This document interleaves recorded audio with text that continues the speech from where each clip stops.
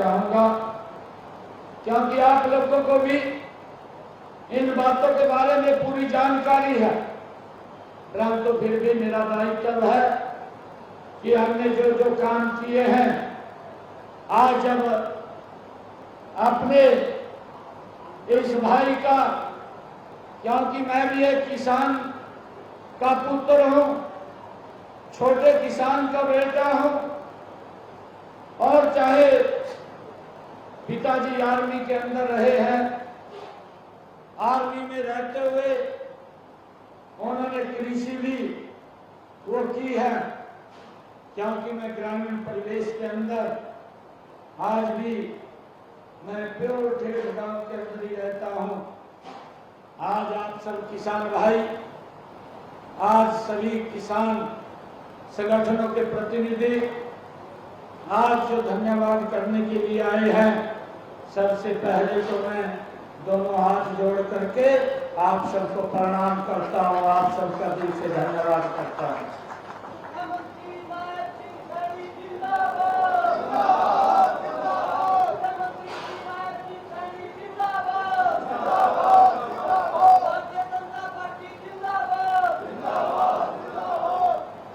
मुझे ये खुशी है कि हमारी सरकार ने जो निर्णय लिए हैं, हम देखते हैं 2014 के बाद, क्योंकि विपक्ष ने इस प्रकार का वातावरण खड़ा कर दिया था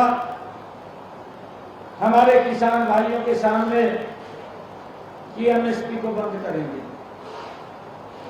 परंतु भाइयों हमारे किसान भाई आए हैं, अगर किसान की पीड़ा को किसी ने समझा तो वो नरेंद्र मोदी है। उसने किसान की पीड़ा को समझा और लगातार पिछले 10 वर्षों में आप लोग उसका भी आंकलन कीजिए कि 2014 से पहले एमएसपी में कितनी बढ़ोतरी होती थी, 2014 के बाद लगातार किसान को एमएसपी बढ़ा करके एक मार्जिन के साथ देने का काम अगर किसी सरकार ने किया, ये डबल इंजन की सरकार मोदी जी के नेतृत्व के अंदर किया है। परंतु झूठ फैला दिया गया कि एमएसपी को बंद कर दिया जाएगा, एमएसपी बढ़ा करके देने का काम किया है। परंतु मैं आज आप लोगों के बीच में हमारे किसान भाई आए हैं, ये भी बताना चाहूंगा 2014 में जितने क्षेत्रफल के ऊपर किसान पैदावार करता था, कि आज 2024 के अंदर अगर हम देखें, वो क्षेत्रफल पैदावार का वो भी 1 गुना ज्यादा बढ़ाने का काम वो नरेंद्र मोदी की सरकार ने किया है। मुझे ये खुशी है आप लोगों के बीच में बताते हुए। हम जब ये देखते हैं आदरणीय प्रधानमंत्री जी ने जो प्रधानमंत्री कृषि सिंचाई योजना चलाई है और उसके ऊपर सब्सिडी दी है कि किसान के खेत के अंदर पानी जाना चाहिए और पानी जाएगा तो उसकी पैदावार होगी, और उस सब्सिडी का लाभ हमारे किसानों ने उठाया। लगभग 70% से लेकर के 90% सब्सिडी किसान को दे करके स्प्रिंकल इरिगेशन, ड्रिप इरिगेशन के माध्यम से किसान की पैदावार बढ़ाने का काम ये पिछले 10 वर्षों में एक योजनाबद्ध तरीके से ये नरेंद्र मोदी और डबल इंजन की सरकार ने किया है।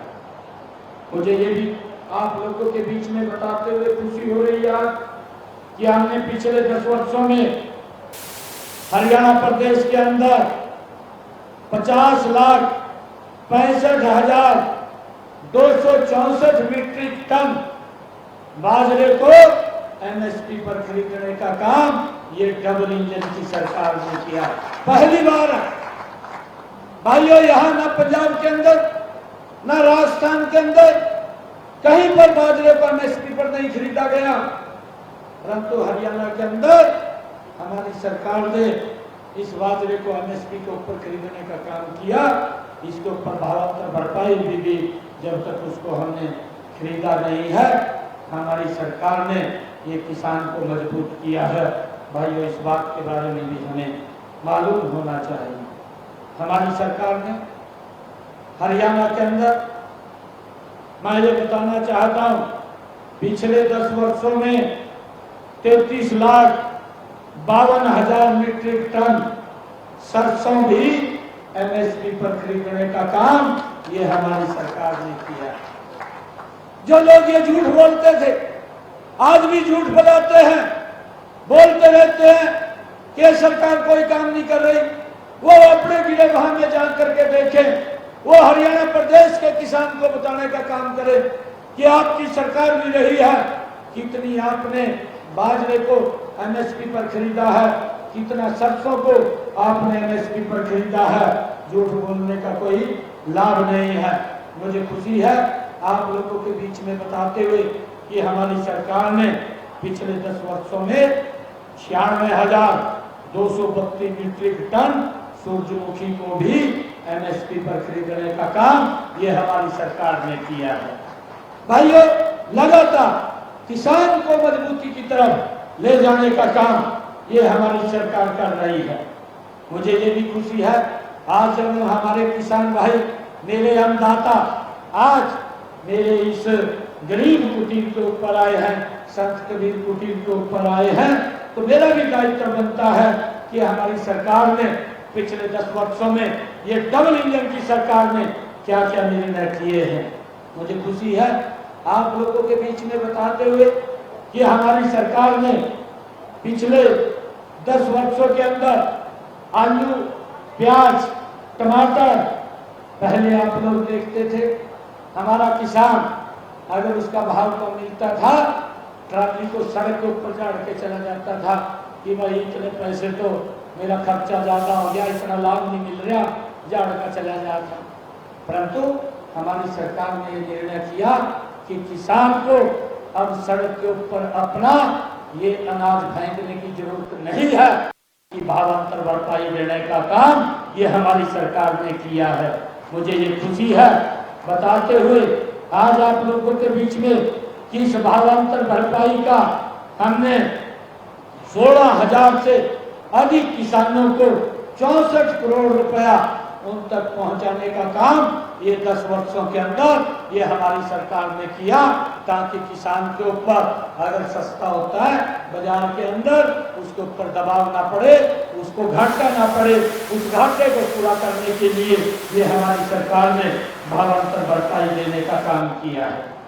मुझे ये भी खुशी है, जैसा मैंने बताया कि हमारी सरकार ने पीछे 14 अन्य फसलें भी किसान की एमएसपी पर खरीदी है, और आज हमने ये निर्णय किया है, आज इसी कल मेरे हरियाणा प्रदेश का अन्नदाता, मेरे हरियाणा प्रदेश का किसान अपने किसान के बेटे का आज यहाँ पर धन्यवाद करने के लिए आया है। हमने ये निर्णय किया कि हरियाणा के अंदर किसान की 100% फसल एमएसपी पर खरीदने का काम ये हरियाणा सरकार करेगी। भाइयों, मैं आप सब यहाँ पर पधारे हैं, आप सब का दिल से मैं बहुत बहुत धन्यवाद करता हूँ।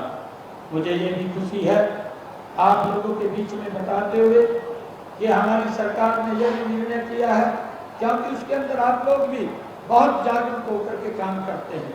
हमने किसानों को इस बात के लिए अवेयर किया कि भाई धान की फसल है, ज़्यादा पानी लगता है, एवं हमने एक योजना बनाई, मेरा फसल मेरा ब्यौरा, जो इसके माध्यम से मेरी फसल मेरा ब्यौरा के माध्यम से हमने किसान की जो फसल है उसका रजिस्ट्रेशन इसलिए करना शुरू किया क्योंकि हमने अपने किसान को सुरक्षित करना था। आप लोग देखते हैं जब हमने ये योजना बनाई हरियाणा के अंदर कि हरियाणा के अंदर हम किसान का सारा बाजरा एमएसपी के ऊपर खरीदेंगे, सरसों को हम एमएसपी पर खरीदेंगे, सूरजमुखी को हम एमएसपी पर खरीदेंगे। परंतु जब पड़ोस के स्टेट के अंदर देखते हैं, चाहे पंजाब में देखते हैं या हम राजस्थान में देखते हैं, राजस्थान का किसान सोचता है कि यहाँ के हरियाणा के किसान को तो लाभकारी मूल्य मिल रहा है, हमें वो मूल्य नहीं मिल रहा। तो वो भी फिर ये सोचता है कोई ना कोई रास्ता देख करके मैं भी अपनी फसल को हरियाणा में जा करके बेचूं। तो हमने इसको कि यह सुनिश्चित किया था कि मेरे हरियाणा प्रदेश के किसान का एक एक दाना हम MSP पर खरीदेंगे, और इसके कारण ये योजना हमने लानी पड़ी और आप लोगों ने इसका हमारा सहयोग किया है। मैं इसके लिए पूरे हरियाणा प्रदेश के किसानों का दिल से धन्यवाद करता हूँ कि इसके अंदर आप लोग सहयोग के अंदर खड़े हुए हैं और उसका परिणाम ये निकला। मैं आज आप लोगों के बीच में बताना चाहता हूँ कि हमारी सरकार ने पिछले 8 सीजन में 30 लाख किसानों के खाते में सीधे, जो पहले तो आप लोगों के सामने है, क्योंकि मैं भी किसान का बेटा हूं, मुझे मालूम था। एक मैंने फसल गिर थी मंडी में और मैं कभी 500 रुपया कभी 1000 रुपया पकड़ लिया था और अब 3-3 महीने तक पैसे नहीं मिलाते। जब मैं साहब काम जाया करूँगा तो लोग कहते थे कहा भाई तेरे और ज्यादा बढ़ गए, कहा पैसे कहते थे, नहीं कहते थे, कहा तेरे को तो ज्यादा चले गए। हमारे सामने हमारे तो खर्चे ऐसी है, क्या करना बेटा, हम तो खर्चे करा मन पता तो लगता नहीं है। एक कभी मोटर सड़ जा हमने उठाएगा कहीं पे लगाने पड़ा, एक कहीं ना कहीं पे तो खाते हैं हम, तो हम उठाते थे वहां से। परंतु जब हिसाब करने जाते तो हिसाब करते थे तो आगे से बात आ जाती, कहा तेरे पास तो ज्यादा चले गए नहीं, तो हमने भी मुश्किल हो गए।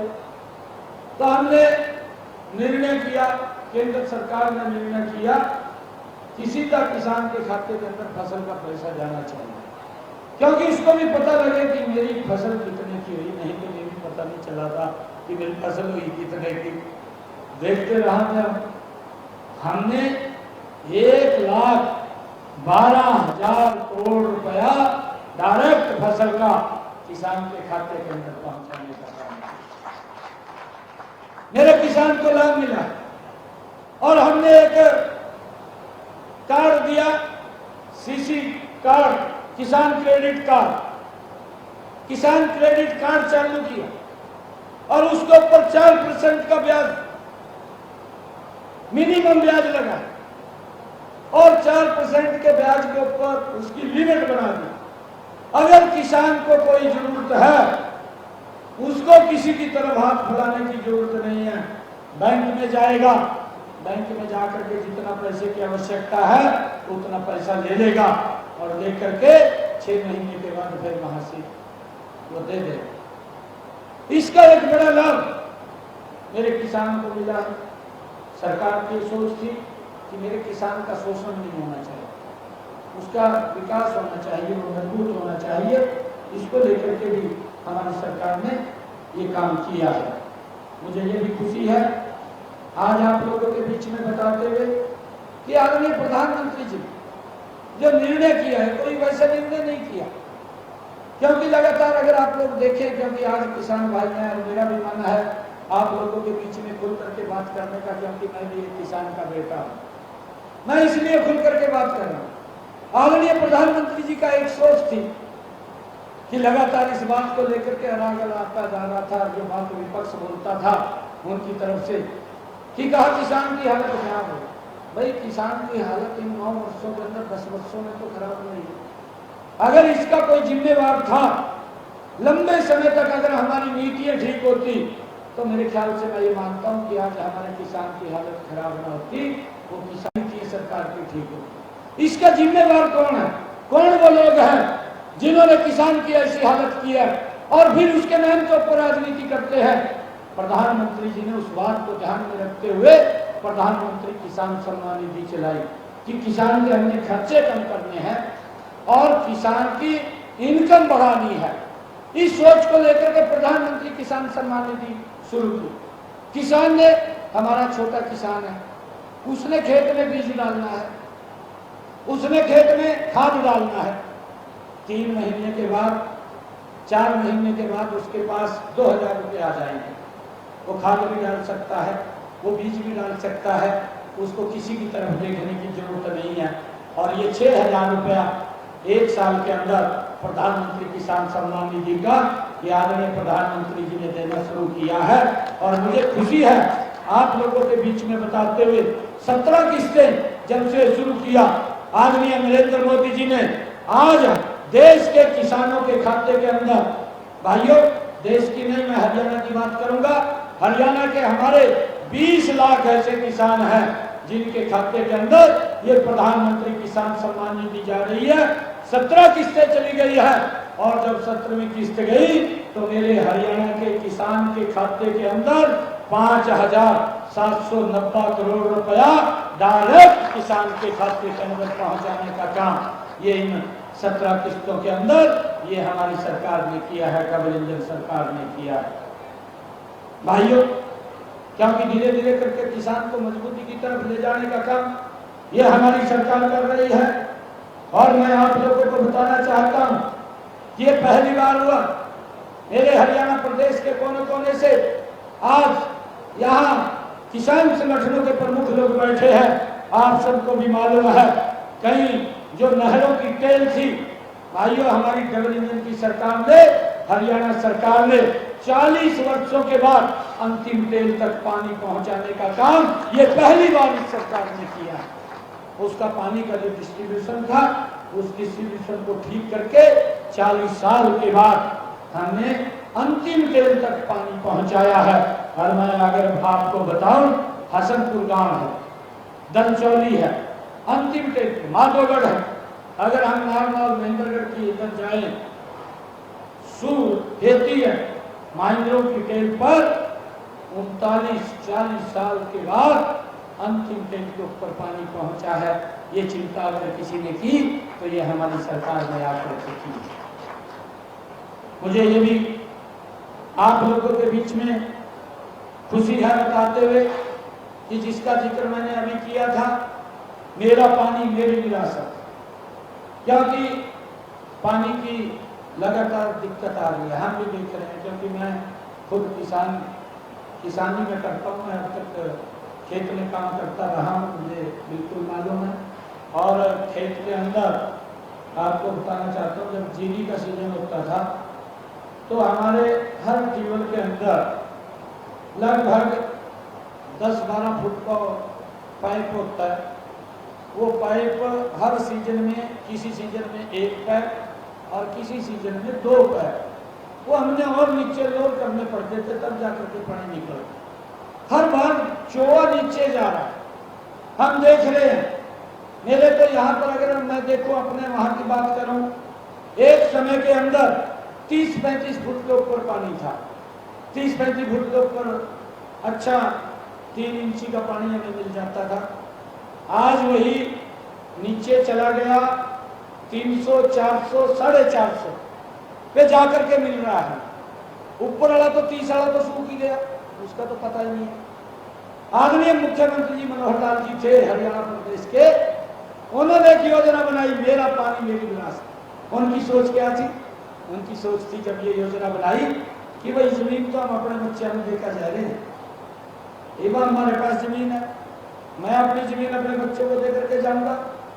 खाली जमीन देने से कोई लाभ नहीं है, परंतु उसके साथ साथ हम उनको पानी अगर देकर के नहीं जाएंगे तो वो तो बंजर हो जाएगी, कोई पैदावार नहीं होगी। तो उस बंजर जमीन को देकर के जाएंगे। तो आदरणीय मुख्यमंत्री जी ने योजना चलाई, मेरा पानी मेरी विरासत।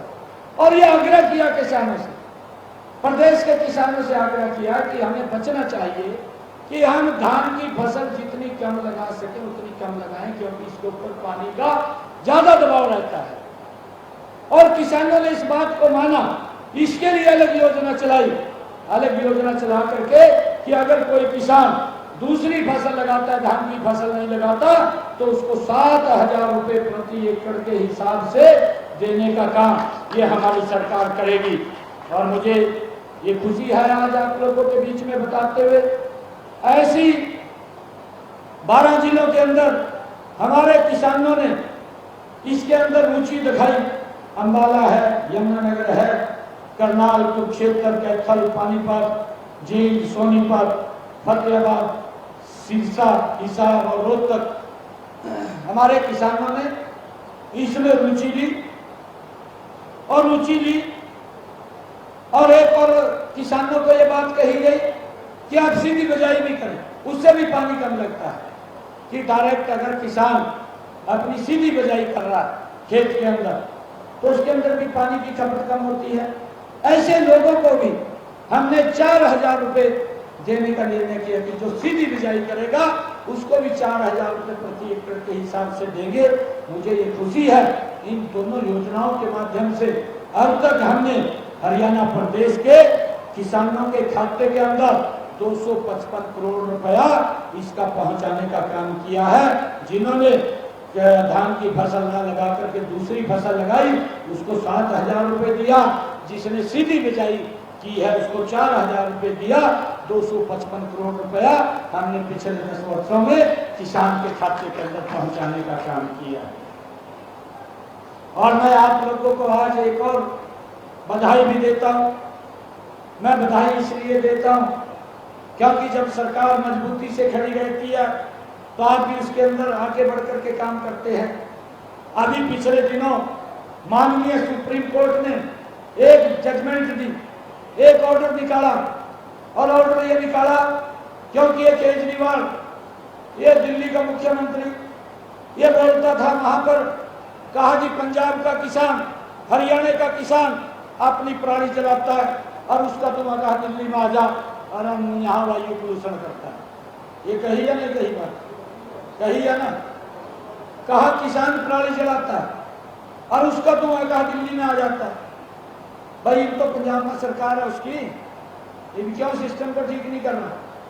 किसान के साथ मिलकर के कोई योजना रचना बनानी चाहिए कि जिससे किसान अपनी पराली को न जलाए और पराली जलानी भी नहीं चाहिए, क्योंकि उससे हमारी पैदावार भी कम होती है खेत की।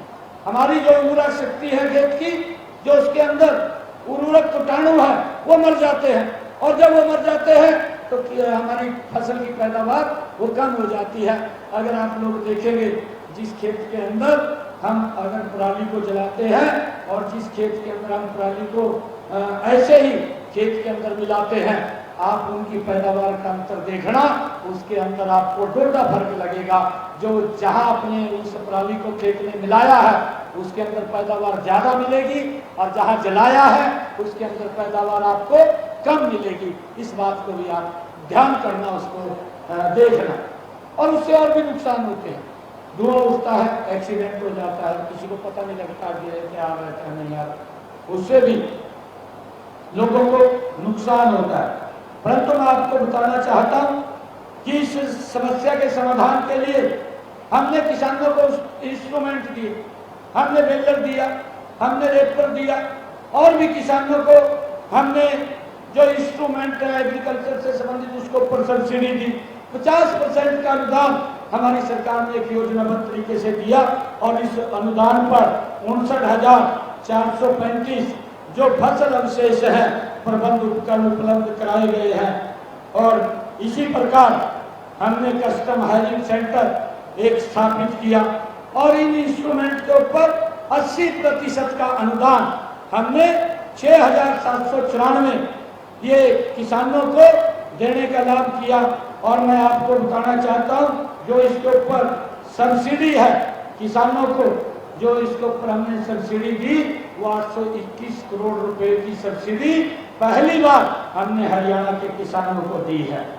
और इसके अंदर भी हमने एक और योजना चलाई कि वो खेत के अंदर पराली ना जलाए, वो खेत के अंदर जो रिपर और हमारा बेलर है उससे इकट्ठा करके वो बेच सकता है। हमने बिजली के संयंत्र लगाए, आप लोगों के सामने अलग अलग स्थानों के ऊपर लगे हैं, कैथल के अंदर भी लगा है, वो हिसार के अंदर भी लगा है, आपके भिवानी शहर में हमने लगाया है कि कोई किसान अपने खेत के अंदर ये पराली को पत्ती को न जलाए, उसको इकट्ठा करके उसके अंदर बेच करके आए, उसका इनकम का भी साधन खड़ा होगा। और ऐसे किसान को जो खेत के अंदर पराली नहीं जलाता उसको इकट्ठा करके वो उस बिजली संयंत्र के अंदर दे करके आता है।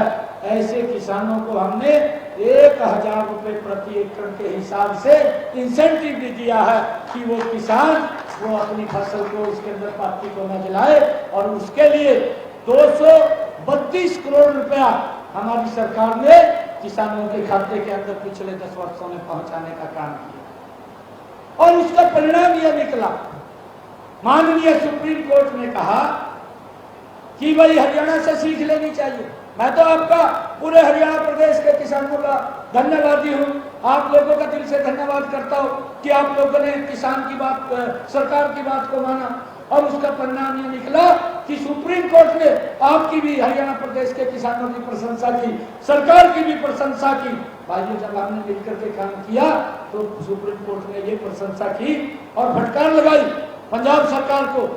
उनको ये कहा, सुप्रीम कोर्ट ने अपने ऑर्डर में कहा कि आपको हरियाणा से सीख लेनी चाहिए कि उन्होंने किस प्रकार से पराली प्रबंधन में कार्य किया है, आप भी अपने यहाँ वैसा कीजिए। भाइयों, ये आप लोगों ने जब सहयोग किया है तो उसका ही परिणाम है कि माननीय सुप्रीम कोर्ट भी आपके प्रति इस प्रकार से आगे आया है। और भाइयों, मैं आप लोगों को बताना चाहता हूँ कि हमारे किसान की अगर फसल खराब हो जाती थी, आप सबको मालूम है, 2-2 रुपए का चेक देते थे, 5-5 रुपए का चेक देते थे, खाता खुलवाने में 500 रुपए लगते थे, चेक 2 रुपए का आता था। जब किसान के पास 2 रुपए का चेक देखता था तो माथे का मारता था, ये क्या दे दिया इन्होंने। इस प्रकार का मजाक करते थे। मात्र 1100 करोड़ रुपया उन लोगों ने किसान के फसल के खराबे का दिया है। आज मुझे खुशी है बताते हुए, हमारी सरकार ने इन 10 वर्षों के अंदर, जो पिछले 10 वर्ष गए, मेरे हरियाणा प्रदेश के अगर किसान की फसल का खराबा हुआ है तो 13,276 करोड़ रुपया किसान की फसल के खराबे का डायरेक्ट उसके खाते के अंदर पहुंचाने का काम ये हमारे गठबंधन की सरकार ने किया। भाइयों, मैं इसलिए आप लोगों को बता रहा हूँ कि मुझे खुशी है कि आज हमारे किसान भाई आज यहाँ पर आए हैं और मैं आप लोगों का दिल से बहुत बहुत धन्यवाद करता हूँ कि हमारी सरकार लगातार किसान हित के अंदर नए नए कदम उठा रही है। और भाइयों, एक और मैं आप लोगों को बात बताना चाहता हूँ कि हमारी सरकार ने, अभी आप लोगों को पता भी है, आप लोग सब जानते भी हैं कि यूरिया, ये 2012-13 में यूरिया के भाव बढ़ गए। आप लोगों को मालूम है, डीएपी का 400, मेरे ख्याल 42-43 रुपये का चेला मिलता था और डीएपी का 437 रुपये का मिलता था। मेरे आज भी याद है, क्योंकि वो ठेले के ऊपर बाहर लिखा होता था उसका रेट। डीएपी के खाद का 437 का मिलता था और यूरिया का 200 कुछ रुपए का मिलता था। परंतु ये 12-13 के अंदर कांग्रेस की सरकार, हरियाणा में भी, दिल्ली में भी कांग्रेस की सरकार, इसके भाव बढ़ करके वो डबल से भी ज्यादा हो गए, 1200 रुपए का मिलना शुरू हो गया। आपको तो मालूम है, 1200 रुपए का मिलना शुरू है। ये दया नहीं आई कि भाई ये भाव बढ़ गए हैं, इसको रोका जाए, किसान को ऊपर वजन पड़ेगा। मेरे किसान को वो 1200 रुपए में खरीदना पड़ा, वो 600 रुपए में आपने यूरिया का थैला खरीदना पड़ रहा है, परंतु सरकार को दया नहीं आई। ये कौन किसान हितैषी का ढोंग करते हैं? ये कैसे कैसे बोलते हैं कि हम किसान हितैषी हैं? अरे किसान हितैषी तो मैं आप लोगों को बताना चाहता हूँ, जब मैंने इसकी चर्चा आप लोगों के बीच में की है तो ये 2022 के अंदर अभी इसके अंतर्राष्ट्रीय स्तर के ऊपर फिर रेट बढ़ करके डबल हो गए। 1200 का ये 2400 कुछ रुपए का मिलना शुरू हो गया अंतर्राष्ट्रीय स्तर के ऊपर। इसके भाव ये जो है वो बहुत महंगे हो गए हैं। ये 2450 रुपए का बैग मिलना अंतर्राष्ट्रीय स्तर के ऊपर, इसकी कीमत बढ़ी। और जो हमारा डीएपी था, इनके जो रेट बढ़े हैं, यूरिया का जो भाव है अंतर्राष्ट्रीय स्तर के ऊपर वो 2450 रुपये। अगर हम पाकिस्तान में बात करें, अगर हम चाइना में बात करें, अगर हम इधर बांग्लादेश में बात करें, तो यहाँ पर पड़ोस के जो देश हैं उनके अंदर ये 2450 रुपये का यूरिया का थैला मिलता है और डीएपी का जो है वो 4073 रुपये का मिलता है। परंतु यहाँ पर नरेंद्र मोदी जी बैठे थे, जब ये अंतर्राष्ट्रीय स्तर पर इतना उछाल आया तो मोदी जी ने तुरंत कैबिनेट की बैठक बुलाई। शायद आप लोगों के बारे में जानकारी होगी इस बात की। आदरणीय मोदी जी ने कैबिनेट की बैठक बुलाई और कैबिनेट की बैठक में निर्णय किया कि ये भाव मेरे किसान के ऊपर नहीं पड़ेंगे, इस भाव का जो वजन है ये मेरी कैबिनेट, मेरी सरकार के ऊपर पड़ेगा। 1,30,000 करोड़ रुपए की सब्सिडी देने का काम इस यूरिया DAP के ऊपर ये नरेंद्र मोदी की सरकार ने किया है। भाई इस बात का भी हमें ध्यान करना चाहिए कि मेरे किसान के ऊपर एक पैसे का भी दबाव नहीं पड़ा, उसको उतने में ही जो रेट था उसी भाव के अंदर वो खाद DAP और यूरिया उपलब्ध हो रहा। भाई सरकार लगातार काम करने वाली सरकार है। मैं आप सबका दिल से बहुत बहुत धन्यवाद करता हूँ कि आप लोग आज यहाँ पर आए हैं, और मैं अपील भी करूँगा आप लोगों से, क्योंकि ये सरकार किसान को लगातार मजबूती की तरफ ले जाने का काम कर रही है। मेरा आप लोगों से आग्रह है, आप हमारे अन्नदाता हैं और मेरे भगवान रूप हैं। किसान क्योंकि एक भगवान का रूप है। सरकार से जो भी आप लोग हेल्प चाहते हैं, आपके साथ बैठ करके हम लगातार वार्ता भी करते रहते हैं, और हमारी सोच रहती है कि किसान को कैसे मजबूत किया जाए। हम लगातार उस दिशा के अंदर काम करते रहते हैं। कुछ दिक्कतें भी आपको चाहे फसल के अंदर रही होंगी, उनका भी हम सबलीकरण करके आप लोगों को लगातार वो सुविधा मिले, उसका कार्य करने का काम ये हमारी सरकार लगातार करेगी। मैं आप सबसे कहना चाहूँगा कि चुनाव के अंदर खड़े हैं, कल चुनाव आयोग ने तारीखें घोषित कर दिया, मुझे तो मालूम नहीं था, क्योंकि मैं कल प्रेस कर रहा था और प्रेस करते करते कार्यक्रम में था। कार्यक्रम के अंदर मैं तो घोषणाएं कर रहा था कि ये सुविधाएं देंगे, तो पीछे से एक चिट आती है मेरे पास, कहा कि चुनाव आयोग प्रेस कर रहा है, आचार संहिता लग गई है। मैं कहा मैं इनको घोषणा नहीं तो करनी पड़ेगी। करते करते तो भाइयों कल ही चुनाव आयोग ने जो आचार संहिता लगाई है, हम उसका स्वागत करते हैं। परंतु जितने काम हमारी सरकार ने पिछले 10 वर्षों में ये डबल इंजन की सरकार ने किए हैं, आदरणीय मोदी जी और आदरणीय भारतीय जनता पार्टी की सरकार हमारी हरियाणा की मिलकर के किसान हित के अंदर जो कदम उठाए हैं, और भी बहुत सारी बातें हैं, परंतु मैंने कुछ प्रमुख बातों की चर्चा आपसे की है। पहली बार है कि आदरणीय प्रधानमंत्री जी ने किसान रेल चलाई है। किसान रेल का विषय ये है कि मेरे किसान की उसको लाभकारी मूल्य मिलना चाहिए कि अगर अपनी फसल को एक स्थान से दूसरे स्थान पर ले जाना चाहे तो आसानी से ले जा सके, उसका खर्चा किराए का कम हो, और रेल के माध्यम से लेकर के जहां उसको लाभकारी मूल्य मिले वहां जाकर के बेच सके। ये हमारी सरकार ने समय समय के ऊपर निर्णय लिए। परंतु हम सबको भी मैं आपसे आग्रह करूंगा कि ये ऐसी सरकार है जो किसानों के हित में मजबूती से काम कर रही है, परंतु विपक्ष के पास बताने के लिए कुछ नहीं है। लंबे समय तक 55 साल 60 साल देश और प्रदेश के ऊपर शासन किया, वो भी बताएं, 4 बातें तो बताएं भाई किसान के हित में ये काम किया। मैंने अभी पिछले दिनों निर्णय किया, कैबिनेट के अंदर ही निर्णय ले लिया हमने ये निर्णय ले लिया कि मेरा किसान ट्यूबवेल फेल हो जाता है, और ट्यूबवेल फेल हो जाता है तो उसको लेकर के जब बोर्ड लगाता है कुछ कंडीशन उसके ऊपर लगती थी, वो सोलर पंप पर। मैं ये भी बात बताने भूल गया कि हमने 5 HP और 10 HP की मोटरें, अगर आप लोग हरियाणा प्रदेश के अंदर देखेंगे, उनको 90% की सब्सिडी दे करके उसके ऊपर सोलर मोटरें, सोलर पैनल लगवाने का काम हमारी सरकार ने किसानों के लिए किया। 5 HP और 10 HP की मोटरें वो सोलर से चल रही है, और हम धीरे धीरे करके आगे बढ़ा रहे हैं। आने वाले समय के अंदर जब 10 की वो पूरी हो जाएगी तो 15 HP की लेंगे, 15 HP की जितनी मोटर उनको सोलर से करेंगे, 20 HP को करेंगे, ताकि किसान को बिजली का बिल 0 आए, और उसकी जो यूनिट बने वो बिजली विभाग खरीदेगा, उसका इनकम का भी साधन खड़ा हो जाएगा। ये इस प्रकार के काम हमारी सरकार कर रही है। मेरा आप लोगों से आग्रह है कि इस डबल इंजन की सरकार को आप यहाँ पर तीसरी बार भारतीय जनता पार्टी की सरकार को ये आशीर्वाद दें, ताकि और गति से नरेंद्र मोदी जी के नेतृत्व में काम कर सके।